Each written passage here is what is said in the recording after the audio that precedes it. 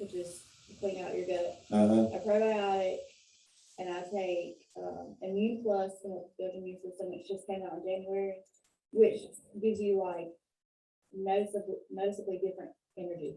You know what? I should be learning from you about how you approach people to talk to them about plexus. Because I mean, in the end, you're talking about poop. Yes. Yes. Yes. You can't just be in the vitamin aisle at the grocery store and be like, can I talk to you about poop? Yeah. No, so however you're framing it must be brilliant.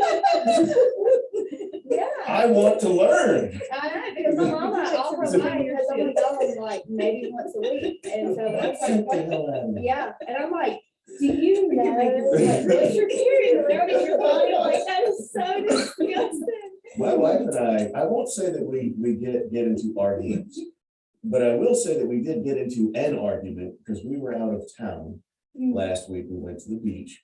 We were staying with her family, and you know, I'm regular, I'm routine. Yeah. Like you can set your watch by me, just like it should be. And that's been for years and years and years. It's not a surprise, but because we were at her family's house, it was a funny thing she wanted to bring up. And she was like, oh, good Lord, this is your third time today. What are you gonna, I was like, hey, no, this ain't a surprise to you. First of all, I'm not in charge of my cold. And second of all, neither are you. So, and it went like that, but I just, like you said, somebody's not going but once a week. Yeah. You know. The toxins that you're carrying on in your body on a daily basis. Yeah. This is how she lures people into poop conversations. I just got hooked into this. That's right. Where's that come from? And then you have all these skin issues, you can't sleep, you feel grumpy all day. Yeah. Yeah. I don't have them issues. Yeah. I'm good. I don't either. It was funny because I gave my husband some biocleanse the other day, right? And you know, he said That might be a good April Fool's Day trick. yeah, right. Wow. So he's like, he got to where his blood, where his dropping blood off, and he was like, and I had to stop. I couldn't even. He said that's the thing I did. Because the first day of school, I usually take it like right before I leave to come to work. Well, that morning I took it like 2 hours early. That was early with kids. Well, we get in the school line, and the first day of school, you know, you're in the line forever because everybody's leaving. Yeah. I get to the first school line, and I have to make 4 stops. Uh-oh. And I'm like, oh my God, are you kidding me right now? So by the time we get to the last school, I'm like, and Abby has a video of me, and I'm like sweating. I'm like, this is not funny. I was sweating. No there more were tears. biocleanse before the school lines. I made prayer lists before. I've never had this on my prayer list. Lord Jesus, don't let me poop myself in front of my Yes, in children. the school lines. It was a serious problem that morning. You know what? No, you don't need to squeeze the cheeks like that. That ain't healthy. It's just kids can be late. Baby, we making a stop. You're gonna be late. I'm gonna write you a note. It's gonna be fine. I told you about the guy. The guy ran a stop sign, and I walked up to the car. Is there a legitimate reason you ran a stop sign? I said, man, I gotta take a shit. I said, oh, go ahead. You did good. Was he lying? Maybe. I don't care. I don't want to find out. Yeah. So after the conflict lesson, did anybody have anything that worked for them? Anybody use any of it since then? Sure. Wow, Marcia, that's a big old smile. I'm not sure if you're making fun of me or. Did you kill someone and bury them in the backyard? No, you never know. Anything you want to share? No, No? good. Okay. What did I walk into? Huh? What did I just walk You just into? missed the whole poop conversation. That wasn't it. What we were doing was transitioning back to professional conversation as you came in. And Marcia got a big old "I've murdered somebody" grin on her face. No, I didn't murder anybody, and I'm so proud of me. I'm proud of you too. Now we need to work on your facial expressions, because what your face is communicating is I might have, I might not have. You'll never know. About killing someone? Yes, but apparently they were completely random and we can't trace them back to her. That's just how she wants No, that's not true. it. Fair enough. That's why she said, no. It's made me very more conscious of my actions Has and my it? words. Yeah. Good, okay. I try to just, Any example of a time where you did a little woosah moment? I do that on a daily basis. Mhm. Center, open my chakras. Yeah. But it's kind of better because then we have less. But she did use the system this week, yesterday at the grocery store. I did. And got a perspective on it. Nice. Yes, Tell us so the about that. lady said, I already told them, but, she was in line behind me and she was in the, like, the cart that she drive or whatnot. Mhm. And she started talking to me about Cheetos and yada yada, and I know she had a watermelon in her cart, so I was like, I'm gonna put your stuff up on the belt for you. And I knew she was Medicare age, and so I was like, I should say something, but I said, no, I might want to. So then we got out and she's parked right beside me, and I'm like, all right. I The hear you. universe wants Okay. you to talk Yeah. to her. So I got a card and I went over there, I was like, ma'am, do you see that, Medicare benefits, yada, yada, and she's like, girl, they've been blowing up my phone, blah, blah, blah, and she said, I answer all these questions, and then they never tell me yes or no if I qualify for anything. Oh, And wow. so anyway, I put her stuff out of her car, into her car for her, and she's gonna call me, and I'm gonna go out and see if there's anything I can help her with. Fantastic. She needed you. Yeah. That's awesome. That's really cool. All right. Yeah, I that's had gonna to be get out so. of my oil change yesterday, Uh-huh. just for communicating and being nice.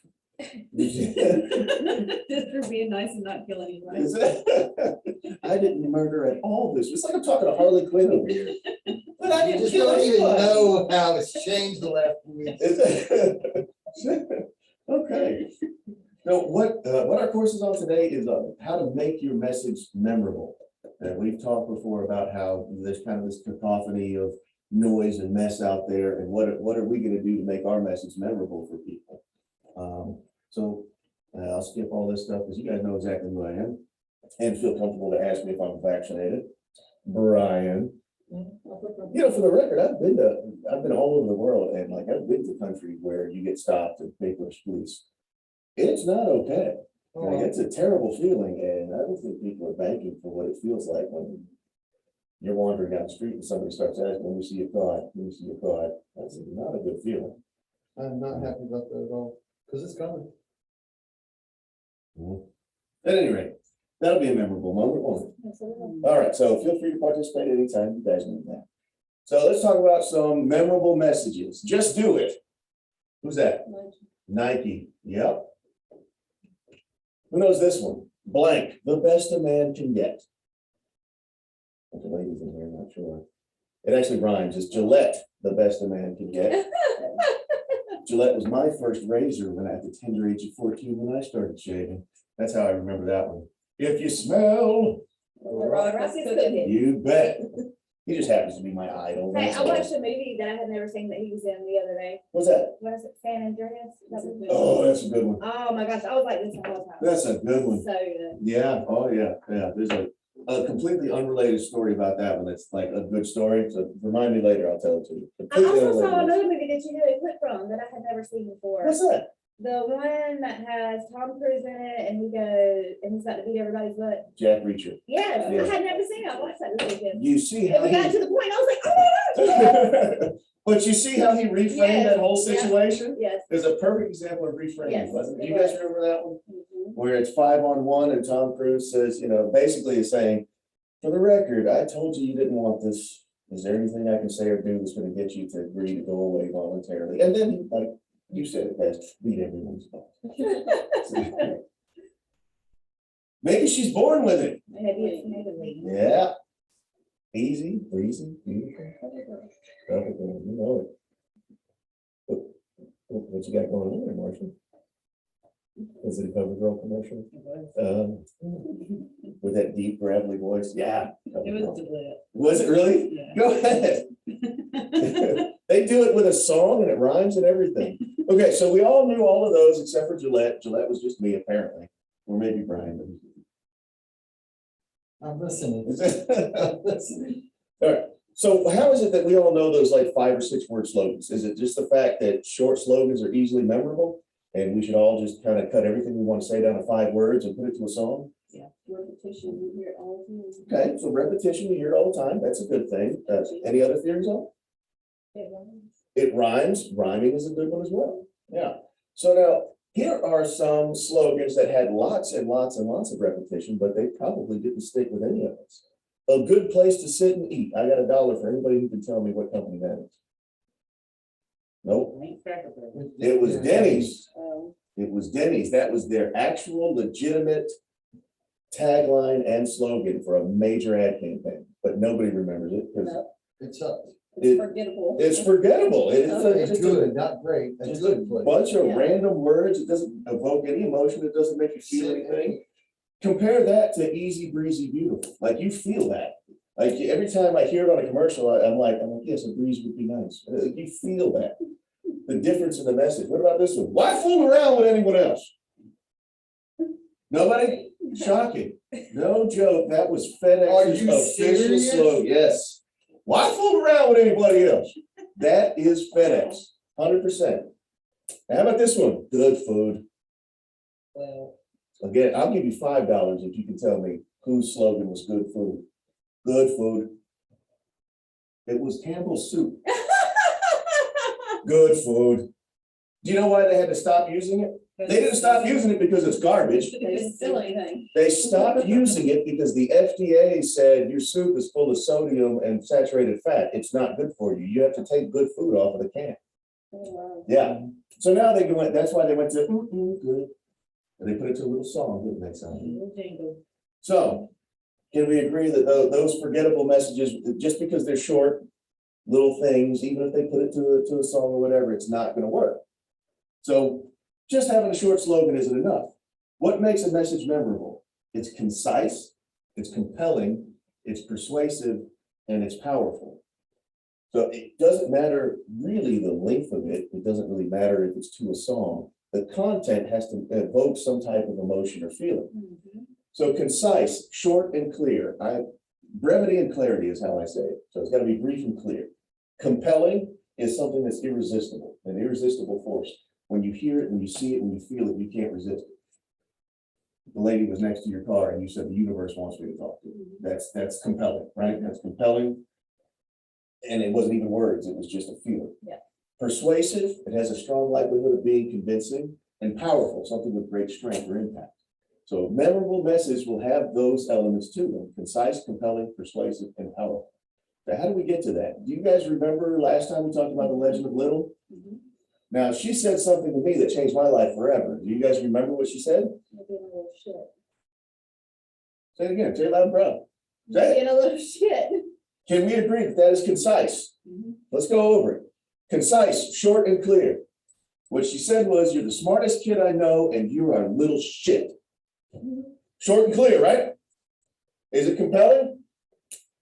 Mhm. She backed me into a corner with her words. Is it persuasive? Clearly, it had a very strong likelihood of being convincing to me. And is it powerful? Yes. That type of a bait and switch that she did, it was all instinctive and guttural for her, but you're the smartest kid I know. Oh, I'm getting a compliment. You're a little shit. Yeah, she didn't sandwich me. I got one piece of bread. Yeah, yeah. It was a backhanded compliment. It was an open faced shit sandwich, is what it was. Uh-huh. But it had great strength. I had emotional whiplash at the end of it, and it rattled my brain loose and fixed me. Completely changed my life. I've never counted the words, but however many words that is, 13, whatever it is, changed my life forever. Because it had those elements right there. Last time I said something to you guys about the conflict cycle. What do you do during the release phase? Test people out. No, that's what they're doing. That's what they're doing. Okay. What do we do as the adult in the situation? Right away. Write it out. I said, take the windows up. Yep. That's literally what Take the you windows, wait for the hurricane to pass. Apparently it wasn't. said. I've been doing that a lot this week, by the way. Yeah, during these vaccine arguments. No. Still people. Well, and you're recognizing that you're doing it, Uh-huh. which means that you're making a conscious decision to do it. Uh-huh. Take up the windows, Mhm. write it out, like Sonny said. That's exactly what I was doing. Take the windows, wait for the hurricane to pass. And the fact that whether we remember the verbatim or not, we remember the concept. Mhm. You know, just take, you know what, let them go, take them up, wait for it to pass. When we're communicating with people, we've seen this slide a few different times. You've got challenges to communication in the form of noise, in the form of interference, in the form of background garbage. And noise takes the form of what's real out here in the world, jackhammering and screaming and shouting, but also what's taking place inside of us and what's inside of them. So inside the sender, you've got noise, you've got your concerns, you've got your worries, your anxiety, your apprehension, what you don't like about yourself, what you're insecure about. That's all emotional noise. And then in them, they've got the same thing. They have their uncertainty, their doubts, their apprehension and anxiety. That's internal emotional noise. And then you've got real noise out here in the world. All of that has to be overcome. But you've got your real and your figurative noise, but you also have to overcome things like boredom and distraction. I didn't mean to call you out, Brian, but I think for joining us. Appreciate it. You've got boredom and distraction that you have to get past. And then you have the disease of overcomplicating a message. Some people will use a platform to speak as a display case for everything that they've ever learned. Bruce Lee considered that a disease. You teach somebody how to do some certain moves in fighting, and then in their next fight, they want to display all the cool stuff that they know, and they end up getting their ass kicked because poking the guy in the eye would have been just fine. So overcomplicating things can be the death of a conversation. But at the same time, the most powerful problem that we have to overcome is a sense of exclusion versus inclusion.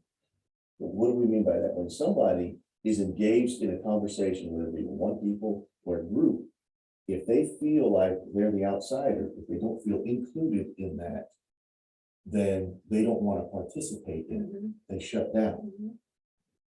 It's no different, and I'm glad that it was said, but just a few minutes ago, Brian said, can somebody else speak to so-and-so? Because every time I speak to so-and-so, I'm the one who has to do all the talking. It's like, she's not even there. Now he feels excluded in those conversations. You feel like you're having to pedal a bike to keep the conversation going. And so you don't even want to participate in it. You've checked out mentally from that emotional attachment. But I'm glad that we have that example right there, because it's exactly what I'm talking about. You want to make sure that the other individual or the rest of the group feels included in part of the conversation, part of what we are doing in order to get that emotional attachment to the message that's being conveyed. Whether it's a 2-second conversation about somebody's Medicare in the parking lot, or whether it's an ongoing thing like Brian is creating here as a company to make people feel included and feel part of something. People want to feel like they have a connection to a family, a tribe, a group, a club, a team, something to belong to. That's why gangs are so successful, because you take people who are impressionable and feel excluded. If their family unit at home is completely destroyed and they don't feel that feeling of connecting and belonging, how many times have I said, when you're in the desert, you'll drink anything. They find this family feeling in a gang and they'll drink what's there because they're thirsty. I put that quote up there. All of us is stronger than any of us. So all of us together are stronger than any one of us. I admit that's not the real quote. The real quote is inside out. The real quote is none of us is as strong as all of us. I didn't use that quote because it's a quote from Ray Kroc and he's a scumbag. So I turned it inside out. I admit it's not my concept, but Ray Kroc is a scumbag and I didn't want to. You guys know who Ray Kroc is? You ever seen the McDonald's? It's because of Ray Kroc. It's because of Ray Kroc. McDonald's originally was one restaurant run by the McDonald brothers. And Ray Kroc came along to deliver something. And in his mind, he was like, yeah, I'm going to screw them out of this business and I'm going to make it my own. That's the short version, but that's what happened. And so did he say a lot of good business related things? Yes, in the public eye, but in his professional life, he was a dirtbag. So there you have it. That's why I turned his quote inside out. He patented the name and made them change their name. Yes, that's just one of many things. He copyrighted the name McDonald's and made the McDonald brothers change the name of their restaurant. And then he opened a McDonald's across the street. Right across the road. Yeah, right across the road. That's one of 100,000 dirty things that he did. But either way, he was successful in what he was doing because we see McDonald's everywhere. So the 6 essential human needs, according to Tony Robbins, are certainty, significance, variety, connection, growth, and contribution. Remember variety, we talked about overcoming boredom and distraction. So how is it that creating a family or team or group dynamic helps to fulfill these 6 essential human needs? When you're a member of something, you feel more confidence. If you have to approach a door by yourself to do a knock and do a cold contact, Do you feel a little bit better if Sonny's with you, or if Marcia's with you, or if Brian's with you?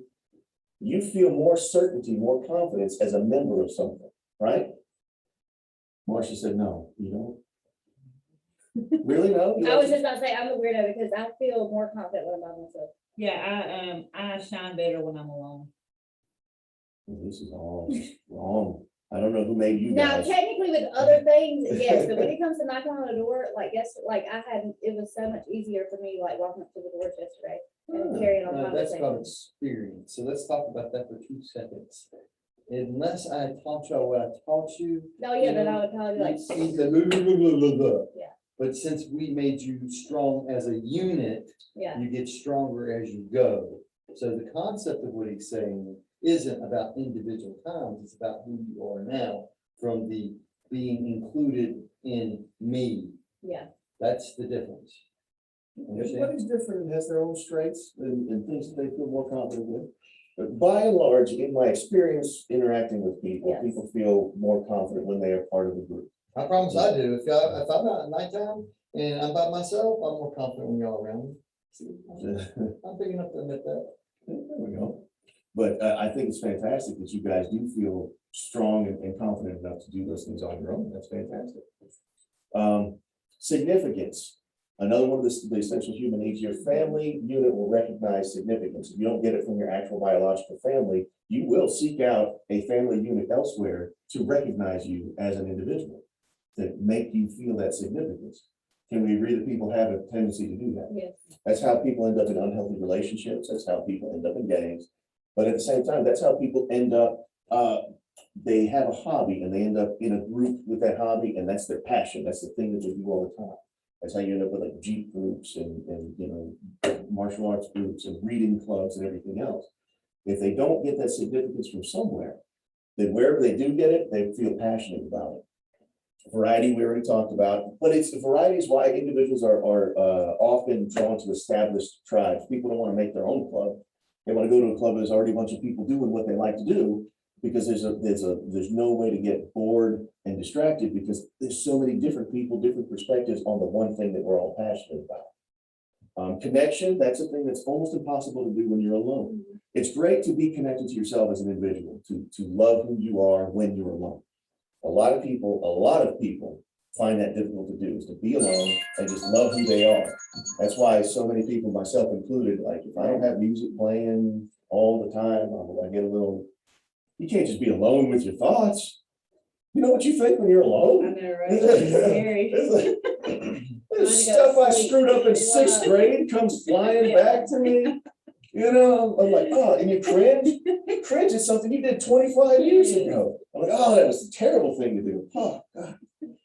That's what happens. But what I'm talking about is the type of connection. You cannot connect with another person. You can't connect with a group effort. You can't connect with a mission alone.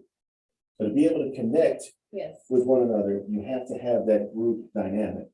With growth is what Brian was talking about a minute ago.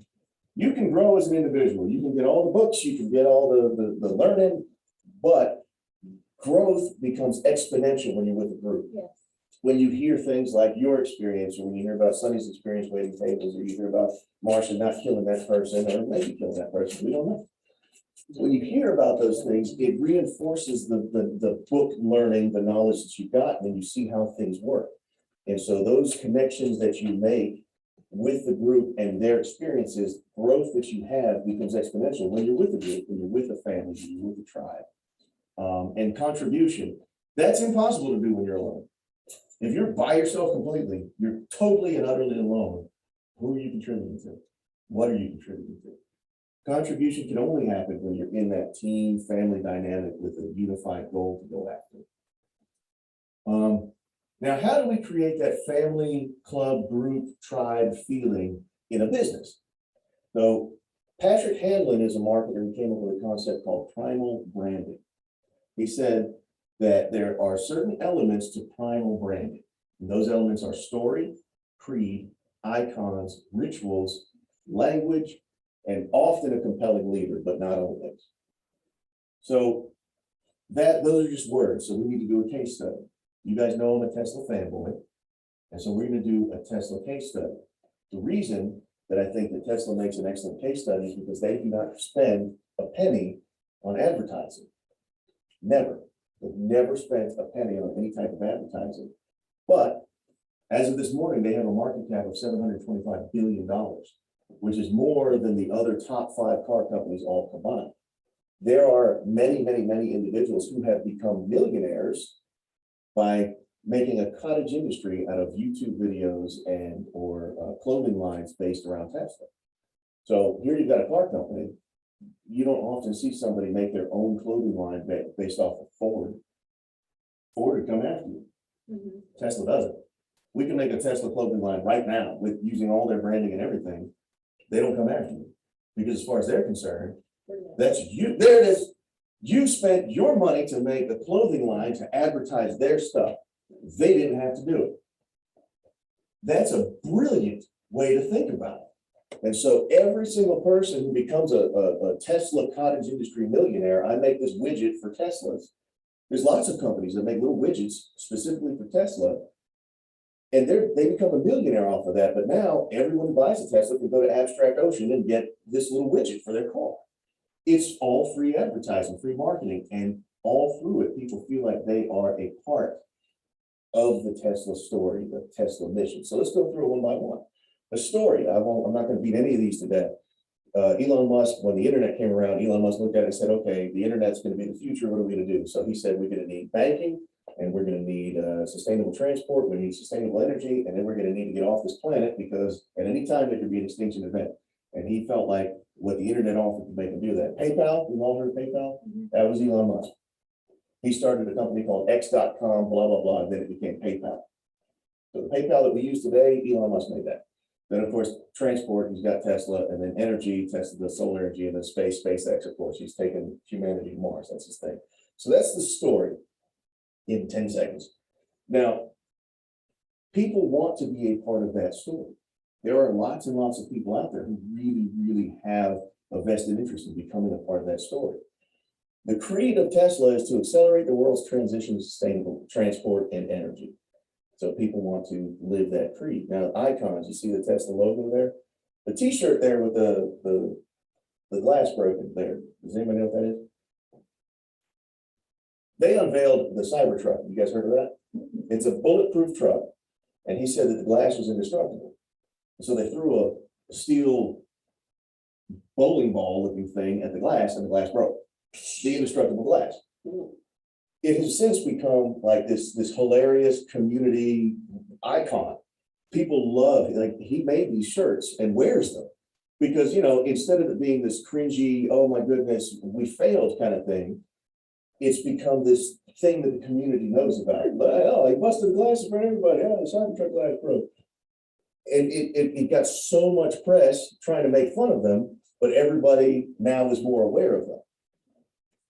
The Tesla superchargers there, that shape has become an icon of the community. And that one on the right, does anybody know what that line is?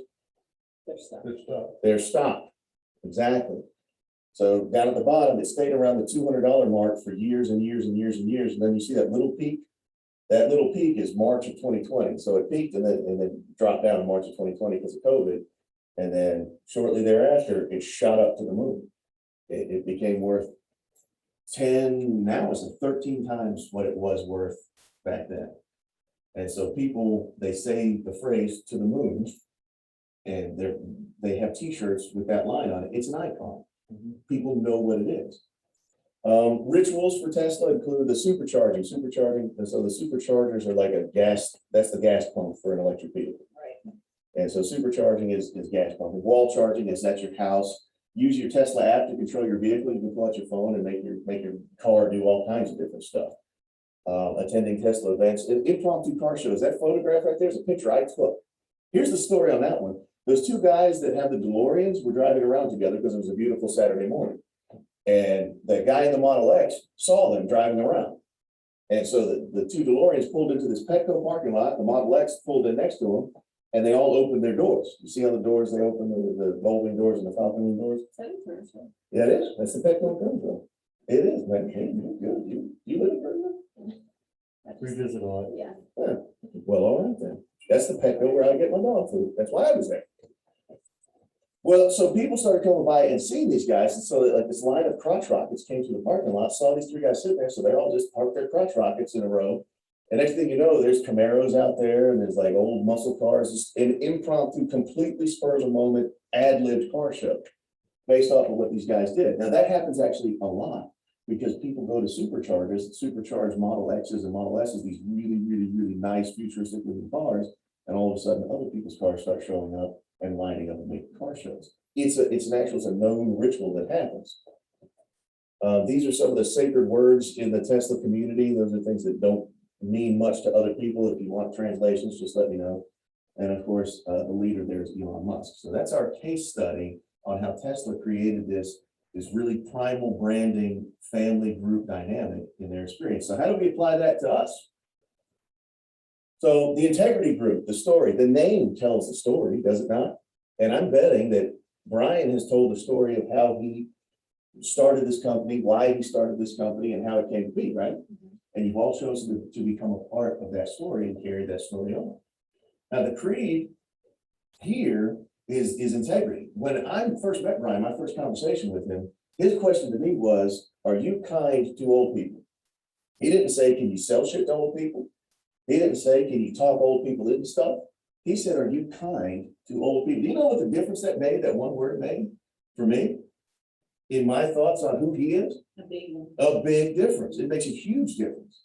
Because people, when I go into businesses, they ask me all the time if I'd like to sell their stuff and peddle their wares, but nobody once asked me if I have the ability to be kind to their clients. Not once. He's the only one. That makes a big difference. And so it immediately told me what the creed was here. You guys have your icons. If there are other ones, I want to find out about them, right? But the first thing I did when I came to this building the first time is I turned to Randy and I said, you know, you don't always find a suit of armor in the place. And that struck up a conversation. And that's an icon. Rituals here, you've got your training, your study, your practice, your testing. You support one another. That is a ritual here. The family dynamic, that is a ritual here. I've been here enough times, long enough to know that. Your language, your sacred words, I don't know what none of that stuff means. I really don't, but you guys do, don't you? Medigap, final expense, now there's a reframe for you. Skilled nursing, part A, part B, I really don't, I have no idea what any of that means. And then of course, our compelling leader, Brian Ilkamp, Gillen Martin. Did you talk to your dad about what that I showed you? Because I did more research on that. I have not spoken to him at length about it. I've mentioned it to him. Research on that. I did not. Oh, please do, like, not yesterday, today, Okay, because that will change everything. all right, I mean, I will do it. I will do it. My dad needs some services. So how do we apply this to your independent work? Because each of you, one thing that I think made me a little bit more successful than some other detectives with the police department was that my mindset was that when I showed up, I'm running Dave's detective agency. And I show up and I roll up the gate and I'm at Dave's detective agency, and I have to make sure that I take personal ownership and responsibility for what happens.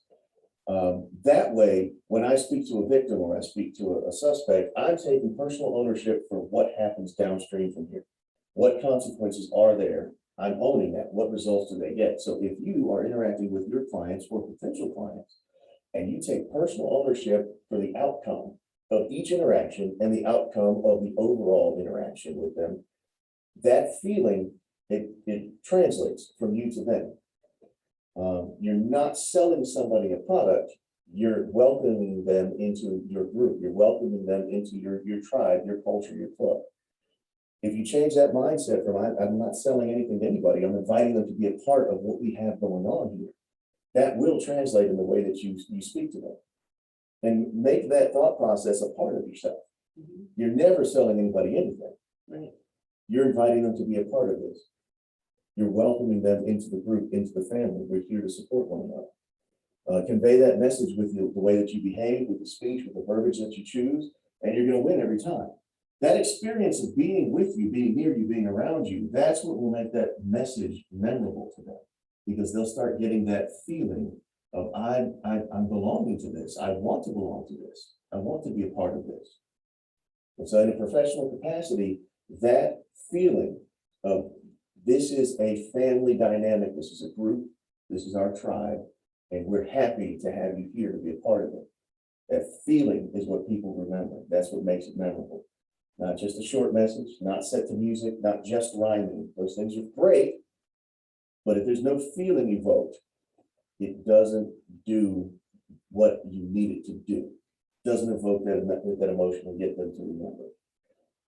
So how do we apply that to our 6 essential human needs? Make sure that you're providing that certainty, using that family dynamic and that emotional impulse to reassure their significance, provide that variety, to demonstrate the connection that you all have between one another and that they can share with you. Facilitate their growth and express gratitude for their contribution to your group, to your family, to your tribe.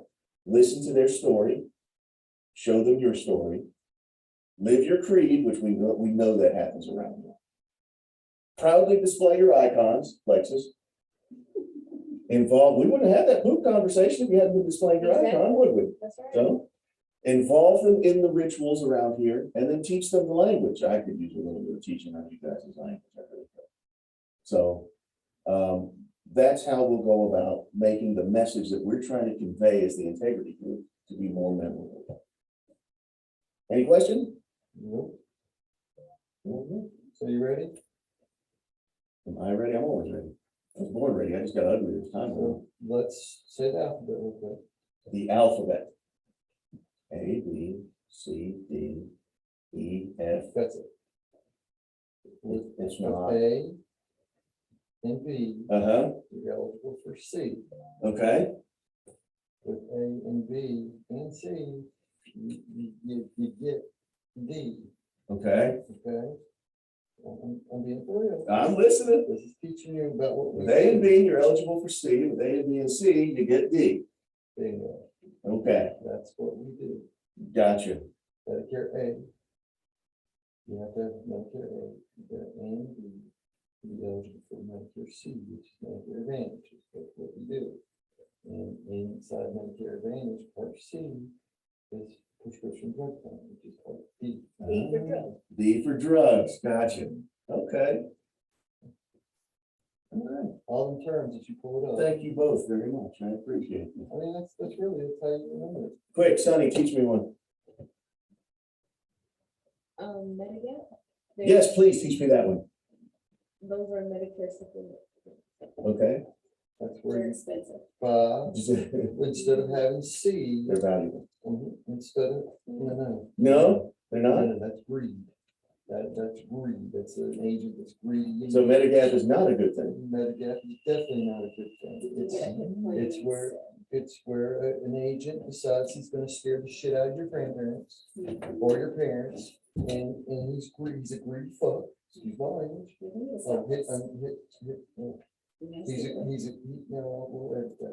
He's a greedy